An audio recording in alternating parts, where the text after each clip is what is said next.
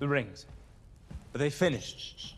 La saison 2 des Anneaux de Pouvoir touche à sa fin, suscitant de nombreuses prédictions et théories sur la façon dont cette partie de l'histoire se terminera. Bien le bonsoir, mesdames et messieurs. Nous sommes l'animation de la soirée. La fin de la saison 2 est centrée sur le siège d'Eregion, un élément majeur du deuxième âge. Alors qu'Adar et ses orques commencent à saccager Eregion pour atteindre Sauron, le Seigneur des Ténèbres se rapproche de son objectif d'acquérir 9 anneaux de pouvoir pour les Seigneurs des Hommes. En tant que tel, une grande partie du casting de la saison 2 est rassemblée pour ce final. Les seules valeurs aberrantes sont celles des autres régions de la Terre du Milieu, de l'étranger Énori dans les terres de Rhûn à Pharazôn, Elendil et Mériel dans le royaume insulaire de Núménor. Bien que l'histoire entourant les elfes et Sauron ait reçu une attention particulière par rapport aux autres dans la saison 2, sa fin clôturera les autres histoires des Anneaux de Pouvoir de manière satisfaisante tout en teasant ce qui va arriver dans la saison 3. La fin de la saison 2 le fera, engendrant de nombreuses théories et prédictions. Depuis la saison 1, l'un des plus grands mystères de la série entoure l'étranger. L'étranger est l'un des Istar, un magicien comme le révèle la fin de la saison 1. Cette révélation, ainsi que plusieurs allusions, lignes de dialogue et références pointues au film du Seigneur des Anneaux, ont conduit beaucoup à théoriser que l'étranger est une première version de Gandalf le Gris. Même si l'étranger pourrait encore être l'un des magiciens bleus de l'univers de Tolkien, les indices selon lesquels il serait Gandalf sont incroyablement évidents. En tant que tel, une grande théorie sur la fin de la saison 2 est qu'il prendra finalement le nom de Gandalf. L'étranger s'est retrouvé à la recherche de son équipe dans l'épisode 7, qui a enfin pu voir son nom lui revenir. Après tout, les showrunners ont révélé que le prénom de l'étranger serait révélé dans la saison 2, avec une prédiction majeure étant qu'il s'installera sur Gandalf, Mithrandir ou l'un des nombreux autres pseudonymes du gris. L'une des fins les plus évidentes de la saison 2 concerne Adar. Adar est un personnage original des Anneaux de Pouvoir, ce qui signifie probablement qu'il ne survivra pas longtemps dans l'histoire. Jusqu'à présent, la saison 2 a établi l'idée que ses enfants orques ou Uruk se retourneraient contre lui. La loyauté d'Adar envers les Uruk est évidente, mais la saison 2 a laissé entendre que son désir de vaincre Sauron avait provoqué une rupture entre lui et ses enfants. De l'hésitation des orques a mené une autre guerre si peu de temps après avoir revendiqué le pays du Mordor au regard d'incertitude lorsque Galadriel a mis en garde Adar contre une attaque d'Eregion et lorsqu'Adar a déchaîné Damrod, tueur d'orques, cette fracture a été teasée. Par conséquent, l'une des plus grandes théories concernant la fin de la saison 2 est que les orques se retourneront contre Adar.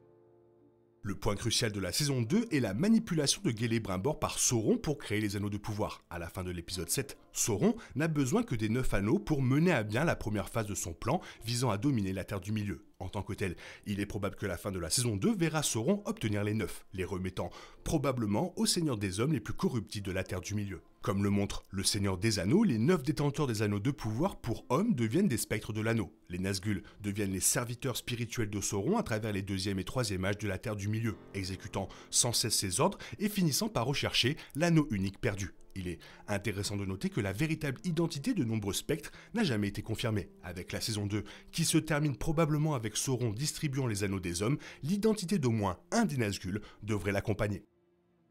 Jusqu'à présent, le personnage le plus tragique de la saison 2 est Celebrimbor, le forgeron elfe d'Eregion. Celebrimbor a passé la saison 2 des Anneaux de Pouvoir à être manipulé sans cesse par Sauron pour créer les Anneaux de Pouvoir. L'épisode 7 le montrant se libérant de ce contrôle avant de tenter de bloquer le Seigneur des Ténèbres alors que Galadriel s'échappe avec les anneaux. Maintenant que Celebrimbor s'oppose extérieurement à Sauron, il est peu probable qu'il vive assez longtemps pour voir la saison 3. Dans les œuvres de Tolkien, Sauron torture Celebrimbor pour localiser les Anneaux de Pouvoir. Bien que la chronologie des événements soit légèrement différente, la même chose se produira probablement afin que le Seigneur des Ténèbres puisse trouver les Anneaux des Hommes. Bien que la mort de Celebrimbor puisse être présentée différemment, la fin de la saison 2 des Anneaux de Pouvoir signifie que Celebrimbor a peu d'utilité pour Sauron maintenant que les Anneaux de Pouvoir sont terminés.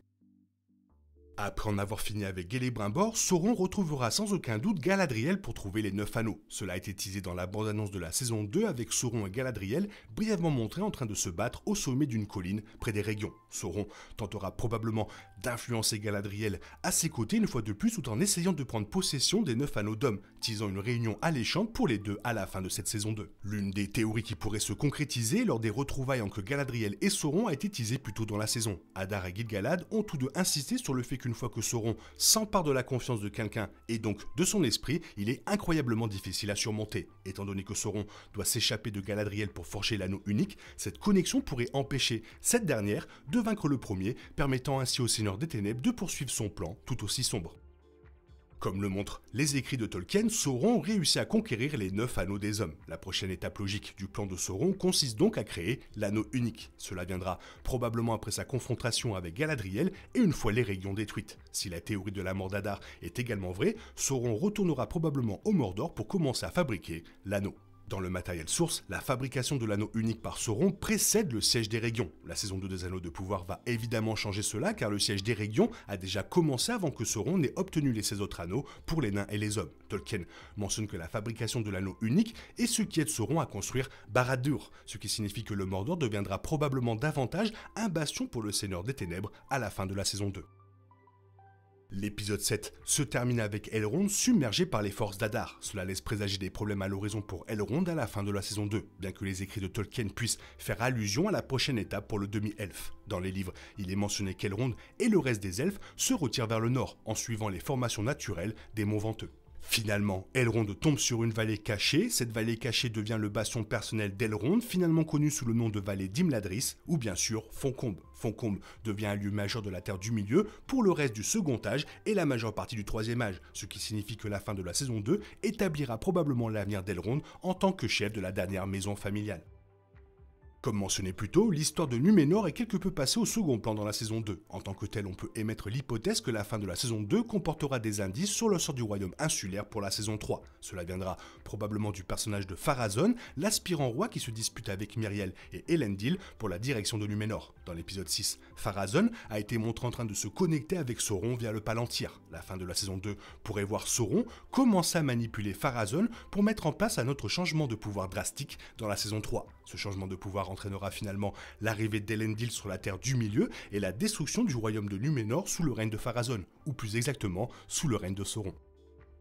Avec seulement un épisode restant de la saison 2 et plusieurs éléments à couvrir, une théorie importante est que le scénario de Rune ne sera pas parfaitement résolu. Alors que l'étranger doit encore trouver son bâton, découvrir ses pouvoirs, révéler son prénom et vaincre le sorcier noir, il est peu probable que tout cela se produise dans l'épisode 8 lorsque le siège d'Erégion a également lieu. En tant que tel, il se pourrait que la fin de la saison 2 comprenne un point d'intrigue qui voit ce scénario se poursuivre dans la saison 3. Ce point de l'intrigue pourrait impliquer Nori et Poppy et les Forts, la nouvelle race de hobbits introduite dans la saison 2. Les Forts ont une mauvaise histoire avec le sorcier noir et ses partisans. Avec le maléfique Istar souhaitant détruire l'étranger, Nori et Poppy seraient un bon moyen de l'atteindre. Cela a été teasé dans l'épisode 6, dans lequel l'étranger a reçu une vision de Nori en danger. Si Nori est capturé par le sorcier noir, il aura un objectif clair pour la saison 3.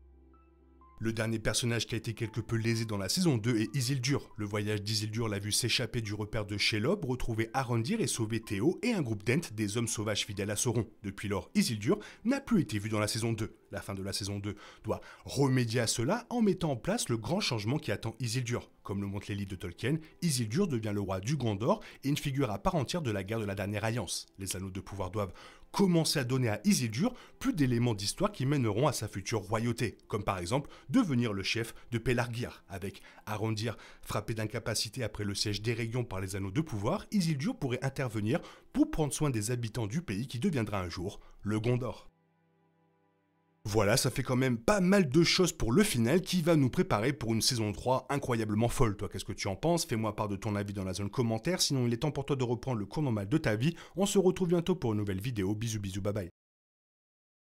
Il est impossible de compter sur les autres de nos jours, on est obligé de tout faire soi-même. Je me trompe? Rien de grave, j'avais tout prévu. Où va le monde, je vous le demande.